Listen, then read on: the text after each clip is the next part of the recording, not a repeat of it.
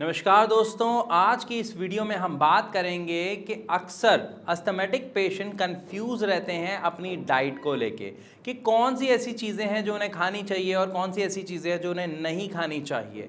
तो आज की इस वीडियो में हम डिटेल से बात करेंगे और बहुत ही सिंपल तरीके से मैं आपको समझाऊंगा कि किस तरीके की डाइट एक अस्थमैटिक पेशेंट को खानी चाहिए और कौन सी वो चीज़ें हैं जो उनको स्ट्रिक्टली अवॉइड करनी चाहिए और क्यों। लेकिन इन सबसे पहले आपको एक छोटी सी बात समझनी ज़रूरी है कि जिसको भी अस्थमा की समस्या होती है उसके साथ दिक्कत होती क्या है।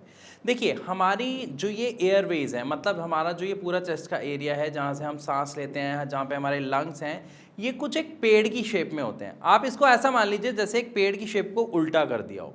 तो पेड़ का तना होता है, ये हमारे गले के ये जो एयरवे है ये है। उसके बाद वो बाकी तनों में निकल जाते हैं, फिर आगे बाकी उनकी डालियां होती हैं। इसी तरीके से हमारे लंग्स का एक डायग्राम होता है, एक पूरा स्ट्रक्चर होता है जिसके थ्रू हम सांस लेते हैं, अंदर ऑक्सीजन जाती है, फिर वो ऑक्सीजन जाके ब्लड में मिलती है। ये एक नॉर्मल प्रोसीजर है।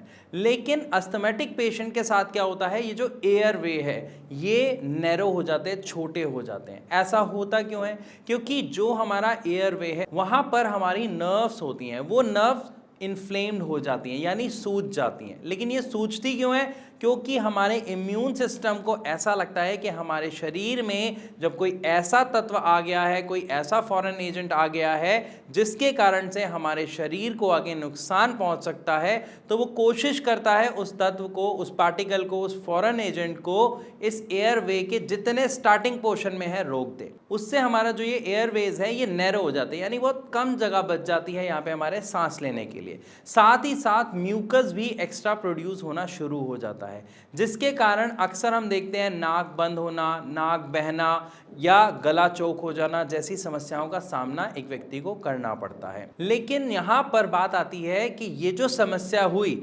इससे हम निजात कैसे पा सकते हैं और इसका क्या रिलेशन है हमारे खाने से। आजकल हम ज़्यादातर क्या खाते हैं? Packed food items, canned items. मतलब हमें कोल्ड ड्रिंक लेनी है, कैन में ऑलरेडी वो पैक्ड है। कब पैक हुई?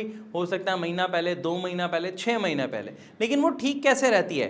क्योंकि उसमें ऐसे एसिड्स डाले जाते हैं, ऐसे केमिकल डाले जाते हैं जिससे वो जो खाने की चीज़ है वो खराब ना हो और वो लंबे समय तक ठीक रह सके। लेकिन यही केमिकल, यही सब्सटेंस, यही एसिड वगैरह हमारे शरीर के लिए बहुत ज़्यादा नुकसानदायक होते हैं और एक अस्थमैटिक पेशेंट के लिए तो ये जहर से कम नहीं, जिसके कारण न केवल अस्थमैटिक पेशेंट का अस्थमा अटैक आ सकता है उनको, बल्कि जो उनकी इन्फ्लेमेशन है वो भी बनी रहती है, इवन बढ़ जाती है।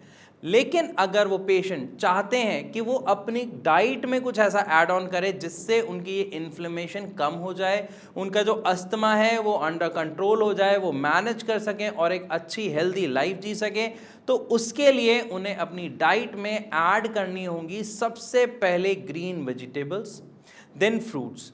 क्योंकि ये दोनों ही सबसे ज़्यादा हेल्दी माने जाते हैं और हेल्पफुल होते हैं किसके लिए? इन्फ्लामेशन को कम करने के लिए। क्योंकि जितने भी हमारे फ्रूट्स हैं, जितने भी हमारी ग्रीन वेजिटेबल्स हैं, इन सब के अंदर कहीं ना कहीं एंटी इन्फ्लामेटरी गुण होते हैं, यानी आपका जो इन्फ्लामेशन हो रही है उसको कम करने की पावर, क्षमता इनके अंदर होती है। तो अपनी डाइट को सबसे पहले आप हेल्दी कीजिए, उसके अंदर ग्रीन वेजिटेबल्स और फ्रूट को अच्छी मात्रा में ऐड कीजिए। साथ ही साथ आप ड्राई फ्रूट्स भी लें, लेकिन ध्यान रखें जो ड्राई फ्रूट्स पैक्ड आते हैं जिनमें प्रिजर्वेटिव्स है, स्पेशली अगर हम बात करें सल्फाइड की मात्रा होती है, आप उनको बिल्कुल भी ना लें।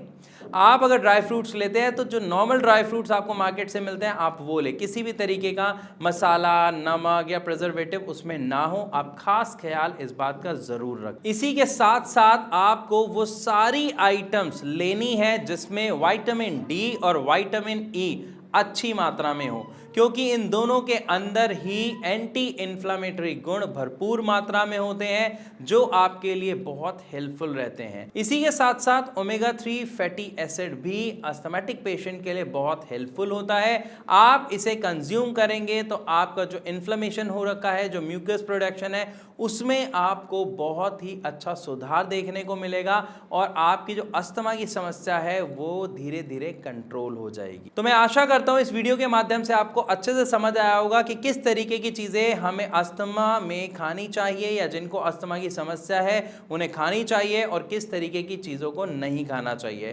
तो मोटे मोटे तौर पर हमने समझ लिया कि जितनी भी पैक्ड आइटम हैं, ऑयली आइटम्स हैं, जंक फूड हैं, ये हमें स्पेशली अवॉइड करने हैं अस्थमा में, क्योंकि ये हमारे इन्फ्लेमेशन को बढ़ा देते हैं, ये हमारी प्रॉब्लम को ट्रिगर कर देते हैं अस्थमा की।